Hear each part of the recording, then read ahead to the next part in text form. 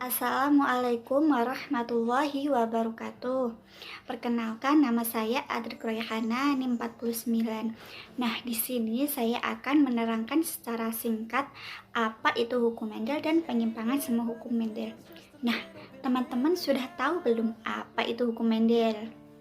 Hukum Mendel adalah hukum yang berhubungan dengan pewarisan sifat pada setiap organisme. Nah, kapan sih adanya hukum Mendel? Pada tahun 1822 sampai 1884 ada seorang ilmuwan yang bernama Gregor Johann Mendel. Ia melakukan sebuah eksperimen dengan meneliti kacang ercis. Nah, kenapa sih ia lebih memilih kacang ercis? Karena pada kacang ercis memiliki beberapa keistimewaan. Yang pertama, ia mudah ditemukan. Kedua, ia mudah dirawat atau dipelihara. Yang ketiga, ia mudah melakukan penyerbukan sendiri. Dan selanjutnya, ia mudah berbuah atau berumur pendek. Dan yang terakhir, yaitu dia memiliki beberapa varietas sifat yang beda, seperti bentuk biji, warna biji, warna bunga, ukuran batang, dan lain-lain. Nah, selanjutnya yaitu hukum Mendel dibagi menjadi dua. Yang pertama yaitu hukum Mendel 1 atau disebut dengan segresi bebas. Yang kedua yaitu hukum Mendel 2 atau disebut asortasi bebas. Nah, pada hukum Mendel 1 sering kita lihat atau kenal dengan persilangan monohibrid. Apa sih persilangan monohibrid itu?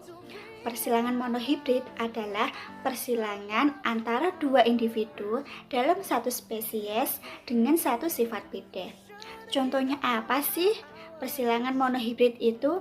Contohnya yaitu pada persilangan buah mangga berbuah besar disilangkan dengan buah mangga berbuah kecil. Nah, untuk lebih jelasnya yuk kita simak video berikut ini.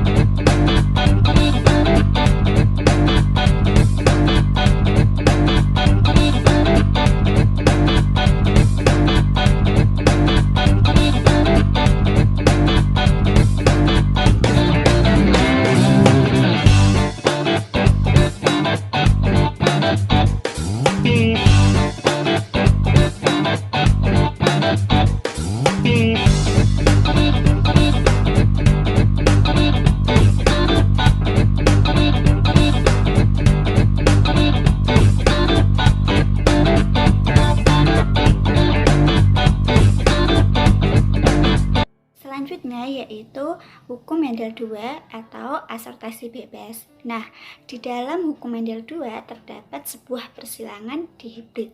Apa sih itu dihibrid? Dihibrid adalah persilangan individu dengan dua sifat beda. Contohnya pada persilangan kacang ercis bulat kuning disilangkan dengan kacang ercis keriput hijau. Untuk lebih jelasnya, yuk kita simak penjelasan berikut ini.